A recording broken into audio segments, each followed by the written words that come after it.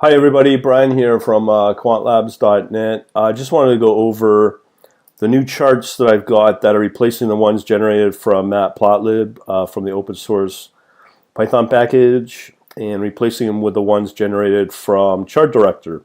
Now, Chart Director is a new commercial, well, I shouldn't say, it's been around for a very long time, maybe 20 years or so, but you can get it here at this link. I will say a few things. Their support is quite impressive and very precise in their answers. It's the person that runs Chart Director seems to be out of Hong Kong. So if you're looking for a really good, decent chart package, I would look into it. It's 150 bucks for whatever language you want, and I'm quite impressed. You probably see me go over quite a lot of packages, and for the money it's very affordable. And no, it's not on mobile, but oh well, life goes on.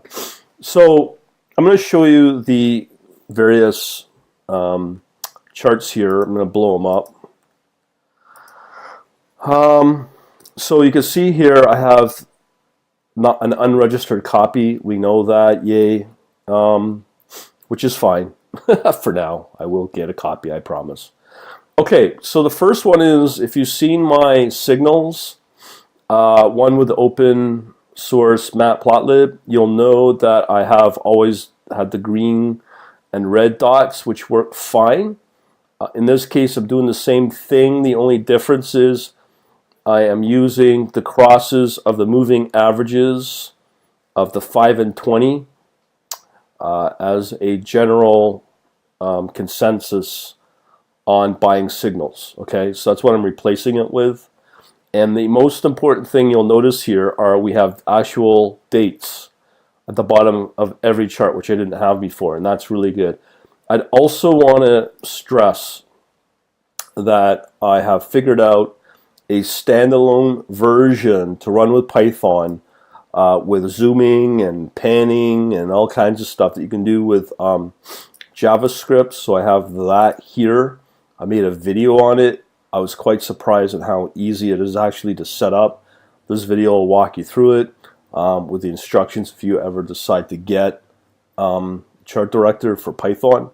It's nothing to brag about in terms of the functionality, but I do like it. And if you want to get really sophisticated, you can also get a C++ version that will work with either MFC for the older Microsoft Foundation class on Windows. Don't ask me why.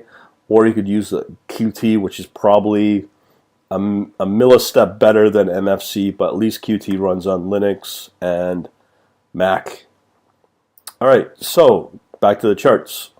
So we have here the green arrows and the red arrows, which obviously mean the buys and sells on the crosses. Okay, that's all that means. There's that. That's the first chart.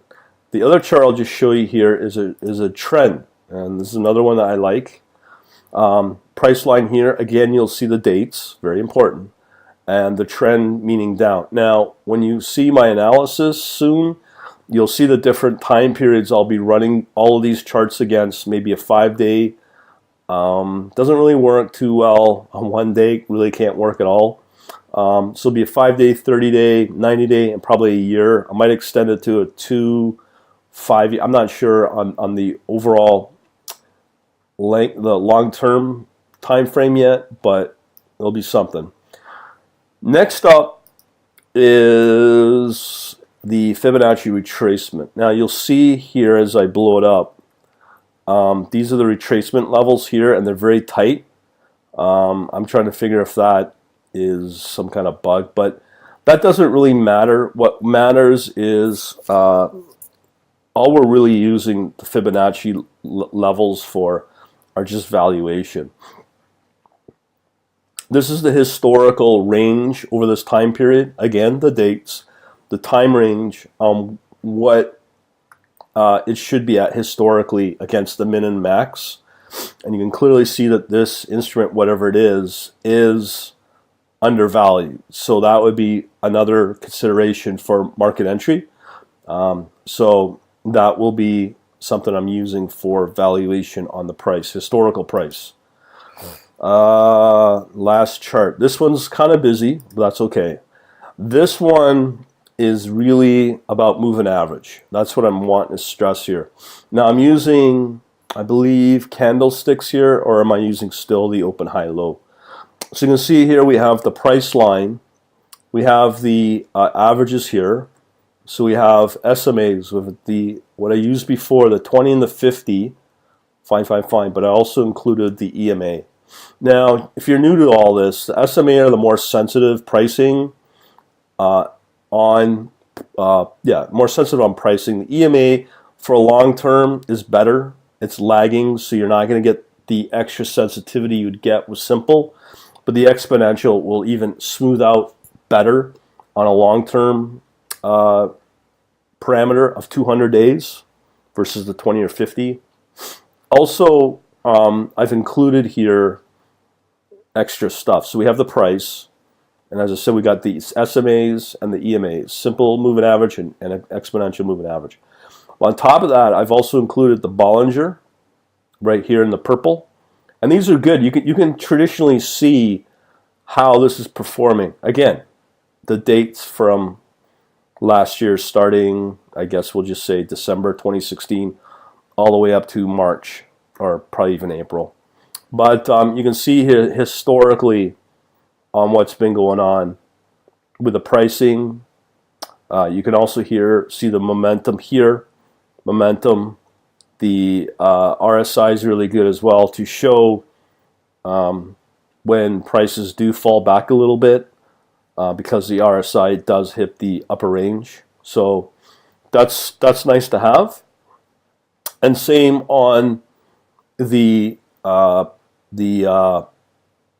when it's undervalued as well, as you can see here, and it seems to work because here it's underbought and it bounces back. So all of these clearly confirm that combine all this stuff sort of works. But the nice thing is you can clearly see the RSI can help you historically. And this is real market data, okay? This is not like some simulated crap. And then, of course, we have here the volume. So you can see here's the increase in volume of selling.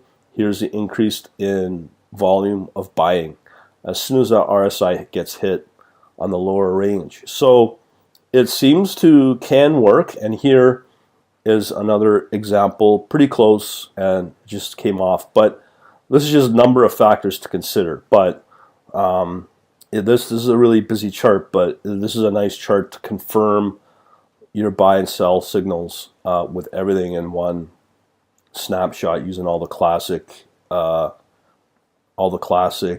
indicators here. So let me go back. That's pretty well it, and you'll find more of these in my analysis instead of the wonky older MatPlotLib charts from. But these ones are the chart director ones. All right, so hopefully that'll help you out in better analysis and make the charts much better with the dates aligned in there. And just as a joke, I said I'll be able to charge now an extra $100 a month if I put all the charts in a black background.